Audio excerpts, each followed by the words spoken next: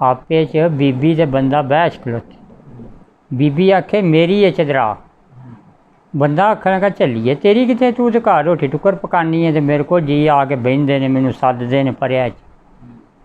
उन्हें क्या चलो फिर ये पता लगना सानू जो एक दूजे ने हाँ कोई रंग विखाया, चलो कोई दिन लंघे बंदे ने बाहरों सनेहा घल्लिया भाई रोटी लियाओ, भाई बंदे नूं कामे नूं आख्या जा लिया।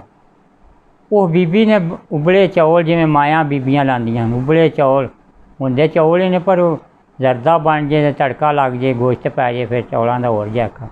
उन्हें फटाफट चौल पा के पानी सट्टिया, उबले हन उन्हां दी पिछ ला ले ते सोहना पूना सोहना ट्रे सोहनियां डिशां लैके चार परौने पा के उत्ते पूना सोहना कामा लई जाए तो सज्जे खब्बे लोग आखन भाई अज पता नहीं चौरी दे घरों मच्छी पई जाती है, उत्तों ही जे वेखन जाके धरी तो वह की वो खान पिछ सी।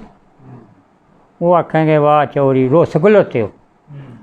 वो टुर के ही आते हैं, कोई कड़ा उन्हें कोई कार शार, वो टुर के आए टुर के पे जान तो वो आया लगा पब मार, उन्हें आख्या फिर बवां दे ते करां दे पे गल्लां, तो उन्होंने एक बारी वाल तू फिर तू मैनू जो मेरी गुत्तड़ी नूं वट देने दे ले, हुण कुछ ना कर। उन्होंने वाल वो कोई किला को टुर गए तो जो जाके उन्होंने अगे बह जाता भी मेरी बड़ी बेइज्जती है, मेरा बड़ा घर का लंग बनया, तो मेरी तो बीबी नहीं ही घर, तो यानी बच्ची ही मैं तुहाडे कोल बैठा रहा, उन्होंने पता ही नहीं कोई लगा तो बीबी मेरी हुण आई वो किले गुआंढियां गई।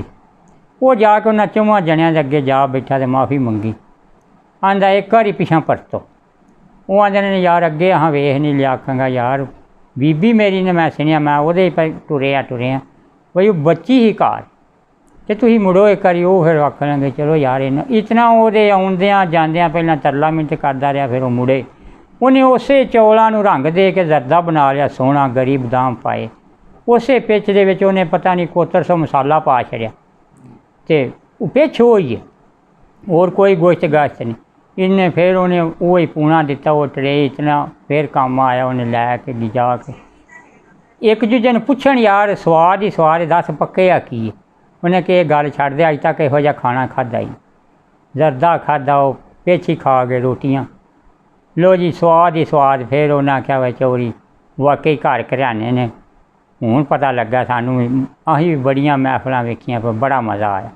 फिर वो आया फिर बैठे दोवे जी, उन्हें कहा हुण फिर उन्हें कहा भाई मैं मन गया तेरी ये चदरा, तो हुण इदों अगे उन्हें कहना तेनू खाण मारे किया मेरा भी घाटा है, इस तो अगे नहीं मैं करन लगी। हुण मन गया आखांगा वा हुण इस तो अगे ना करी। उन्हें कहा तेनू खाण मारे किया मैनू भी समझ आई मेरा भी घाटा सी, मन गया आखांगा चदरा तेरी घरों